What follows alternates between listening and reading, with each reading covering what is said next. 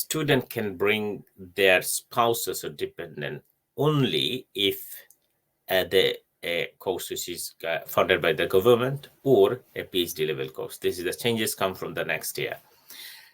Student can from now on switch to skilled worker visa only if they complete their course.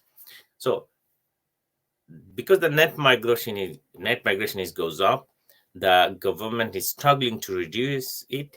Government failed to run the plan in the code. So government is trying to find the loopholes how they can stop migration, reduce the migration, and the only victim is student, international student. We have seen this in previously 2012, when first time the post-study work permit was closed. Fortunately, because of the Brexit, there is shortage of worker in the UK. Government introduced again the post-study work permit. The reason was government was under pressure from the university. The university was empty for international student. University was struggling for finance because the main source of finance of the university is international student. Now, when the student come, the university realize actually many of the or majority of the student are not continuing their course. Either they are switching to skilled worker visa or seek asylum or switch to another visa.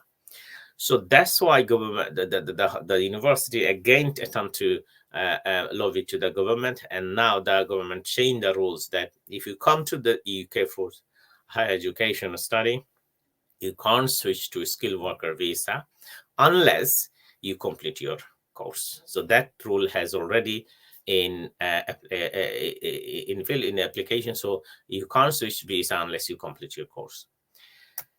In terms of dependent visa, that will come from the next year. So those who are already in student visa, or those who will start their course from September, they will able to bring their spouses, whether husband or wife, and their children as a dependent until January. Those who will start course until those who will start their course from the January, they will not able to bring their dependent children or their spouse or husband or wife unless they do a course which is funded by the government or they're doing a PhD level course. There are lots of changes on human rights and asylum. I know many students claiming asylum and human rights claim. Actually, in my opinion, if you come to the UK on a student visa, your claim asylum is not a good prospect or merit that they will grant you asylum.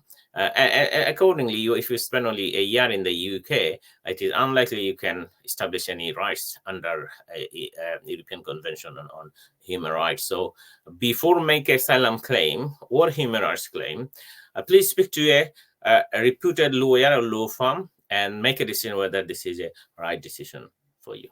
Thank you for today.